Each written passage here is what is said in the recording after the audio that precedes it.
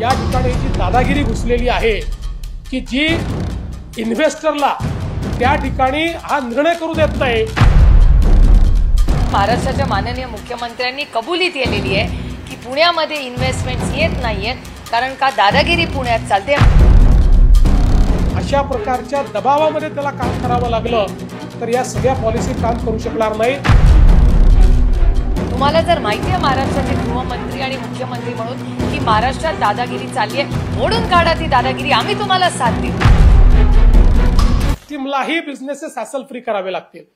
आज आपण पाहतो मोठ्या प्रमाणात उद्योग क्षेत्रामध्ये व्यापारामध्ये एक दबाव आपल्याला पाहायला मिळतो। आमचीच माणसं घ्या, आमच्याचकडनं खरेदी करा, आम्हालाच कंत्राट द्या, आम्ही म्हणतो त्याच रेटनी करा।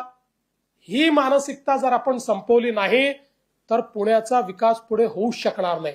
आज पुण्याच्या विकासामधला सगळ्यात मोठा बॉटलनेक जर काही असेल तर दुर्दैवाने या ठिकाणी जी दादागिरी घुसलेली आहे की जी इन्व्हेस्टरला त्या ठिकाणी हा निर्णय करू देत नाही की त्याला काय परवडणार आहे। जर एखाद्या इन्व्हेस्टरला ग्लोबल कॉम्पिटिटिव्ह राहायचं असेल तर त्याला जे सगळ्यात स्वस्त आहे ते घ्यावं लागेल, ज्या सर्व्हिसेस सगळ्यात स्वस्त आहेत त्या त्याला घ्यावे लागतील, त्यातनंच तो कॉम्पिटिटिव्ह होणार आहे। पण अशा परिस्थितीमध्ये जर अशा प्रकारच्या दबावामध्ये त्याला काम करावं लागलं तर या सगळ्या पॉलिसी काम करू शकणार नाही। त्यामुळे मला असं वाटतं की याही गोष्टीचा विचार हा आपल्याला करावा लागेल आणि म्हणून या सगळ्या प्रोसेसेस ज्या आहेत या सगळ्या प्रोसेसेस आपल्याला एक प्रकारे आपला माइंडसेट देखील आपल्याला बदलावा लागेल आणि हे सोपं आहे, हे काही फार कठीण आहे असं माझं मत नाही आहे। नाही, ऍब्सोल्युटली। काल महाराष्ट्राच्या माननीय मुख्यमंत्र्यांनी प्रांजळपणे त्याची कबुलीच दिली आहे।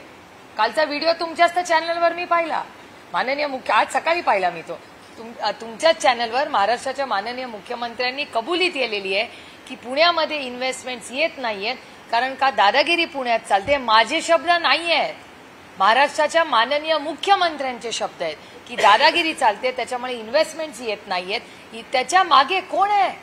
महाराष्ट्राचे माननीय मुख्यमंत्र्यांनी ऍक्शन का नाही घेतली मग त्या दादागिरीवर? का तुम्ही महाराष्ट्राचं आणि पुणे जिल्ह्याचं नुकसान करताय? तुम्हाला जर माहिती आहे महाराष्ट्राचे गृहमंत्री आणि मुख्यमंत्री म्हणून की महाराष्ट्रात दादागिरी चालली आहे, मोडून काढा ती दादागिरी, आम्ही तुम्हाला साथ देऊ। जे महाराष्ट्राच्या आणि पुणे जिल्ह्याच्या हिताचं असेल त्याच्यासाठी जर ते सत्य असेल तर जसं पहलगाममध्ये आम्ही ताकदीने या सरकारच्या बाजूनी उभे राहिलो तसं पुणे जिल्ह्यामध्ये अमोल कोल्हे आणि सुप्रिया सुळे देवेंद्रजींच्या मागे ही दादागिरी मोडून काढण्यात ताकदीने उभं राहू की पुणे जिल्ह्यामध्ये इन्व्हेस्टमेंट्स येतील आणि कष्ट करणाऱ्या पुणेकराला न्याय मिळेल। पण ह्याच्यासाठी फक्त माईकवर बोलून चालणार नाही। माझी विनम्र विनंती आहे की आम्ही ताकदीने देवेंद्रजींच्या मागे अमोल दादा कोल्हे आणि सुप्रिया सुळे उभे राहतील। तुम्ही मोडून काढा, चांगलं इन्फ्रास्ट्रक्चर क्रिएट करा आणि इन्व्हेस्टमेंट्स ज्या आदरणीय पवार साहेबांचं विजन होतं, 6 लाख लोक डायरेक्टली इनडायरेक्टली काम करतात आज हिंजवडीमध्ये, करोडो रुपयाचा तिथे प्रॉफिट होतो जो देशाला कॉन्ट्रीब्युशन करतो जीडीपीला। मग ह्यांच्या नाकर्तेपणामुळे त्यांच्या यंत्रणेच्या नाकर्तेपणामुळे आज इन्व्हेस्टमेंट जर दुसऱ्या राज्यात जाणार असेल त्याची लढाई आपण करायला नको। त्यामुळे मला एका गोष्टीचा आनंद आहे की महाराष्ट्राचे मुख्यमंत्री हे वास्तव बोलतायत पुण्याचं। काय झालं, 2 दादा म्हणाले, ते 2 दादा म्हणल्यानंतर चंद्रकांत दादांना अजून आमचे पुणेकर मुख्यमंत्री मध्ये कोल्हापूरचे समजतात, ते पुण्याचे वाटतच नाही। ही त्याला काय अडचण आहे ते जरा तुम्ही लक्ष घाला हो देवेंद्रजी, तुम्ही सगळीकडे लक्ष घालता इथंच लक्ष घालत नाही। माझ्या आधी ते पालकमंत्री होते, आता आपलं तुमच्या बरोबर यायचं ठरलं तेव्हाच तुम्ही कबूल केलं, तुझा पुण्याचा पालकमंत्री करणारे म्हणून मी आलो।